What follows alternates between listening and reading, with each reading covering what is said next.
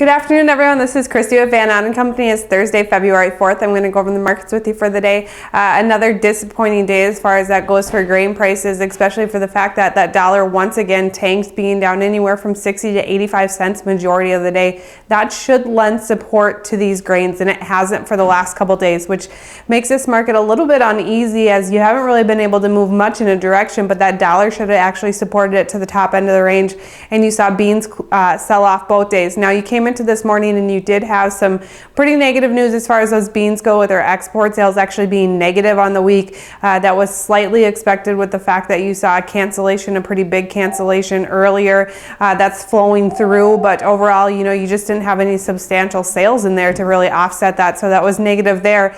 And so you started out the day with a little bit of negative tone, pushing beans from being up 4 to being down about 6 on the day.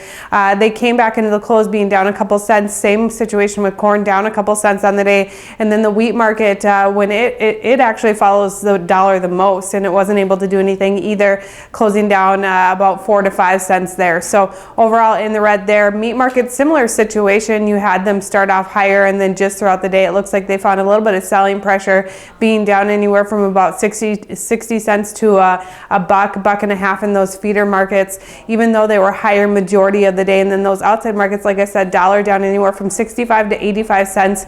So that should have been supportive. It wasn't. You still haven't had a whole lot of news out there why that dollar is tanking as much as it is. Majority of people just think a little bit of economic news. Crude faded into the close too, along with the rest of the markets being down. Not a whole lot, just slightly in the red. And the Dow market traded both sides, actually being able to be higher by the end of the day.